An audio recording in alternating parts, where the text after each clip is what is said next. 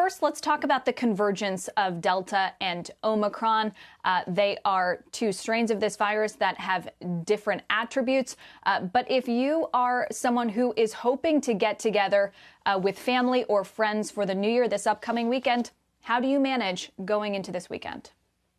Yeah, this is probably one of, I think, the most essential questions, given what the CDC kind of revised based on its forecasting. But I don't think the implications are any different for this upcoming holiday celebration, meaning we are seeing shorter incubation periods, meaning people can get infected and have symptoms pretty quickly. But we're also seeing, and this likely speaks to some mix of Delta and Omicron, people presenting with symptoms even 7 days after a contact. So what do you do if you're getting together? You have to make sure that going into this, you try to restrict movement as much as possible so that you can limit contact with people before you go into a holiday celebration.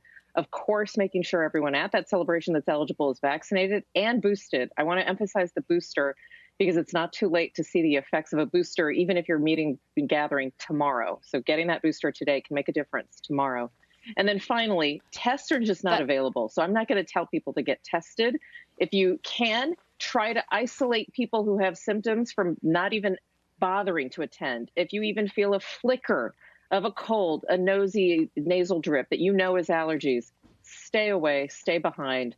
That is probably the best advice going into the weekend. That is really good advice, Dr. Patel. But for the last week, I mean, it seems like my social media feed going into Christmas was filled to the brim with people posting their Binax, their rapid test results, essentially as, look, you know, before you judge my pictures of me with 100 or 50 people, look at this, I got a negative test. But we're now, for people who do have tests that they can still use at home, we are now getting some information from the FDA that maybe some of those rapid antigen tests are less sensitive to the Omicron variant. So for people who want to do a rapid test before getting together, what's a caveat that you would offer them now? Yeah, and that FDA advisory will likely get built upon as we get more data from outside labs who are doing this kind of testing in the real world with real patients and live virus samples. So I think you're right to point out that there's limited sensitivity. I always saw this clinically. We are seeing this play out in the real world, though, where limited sensitivity is translating to people who say, look, my Binax has been negative 3 days in a row.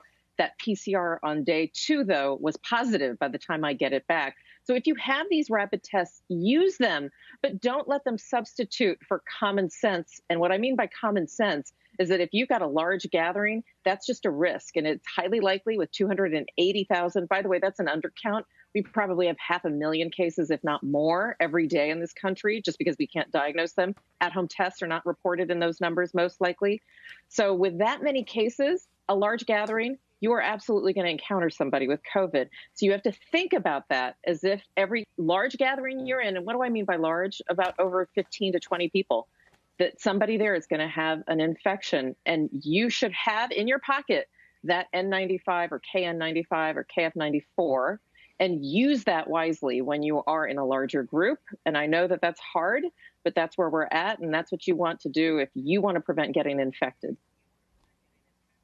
And after the parties and the fanfare of this weekend, Dr. Patel, next week, children will be returning to school. Most of these schools have test to stay strategies. I have a 3-year-old. She goes to preschool.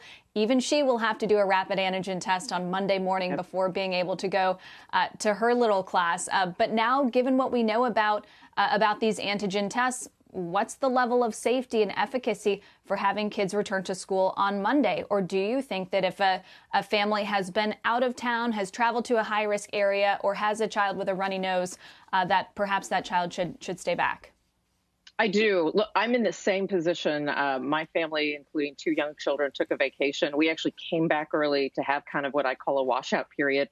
That was something that we chose to do just for this very scenario so that I could have time and before my children go back to school, try to get them a test. That's not easy to do. Even I'm having challenges and I do tests every day. So I think that you're right, that if you've got somebody traveling back, anybody with symptoms, I would absolutely, even if that rapid antigen test is negative, I would just out of an abundance of caution and with so much virus in circulation, keep those children at home. How long do you need to keep them at home? It's really until you get that. I would feel much better having my children or your child have that PCR test that's negative.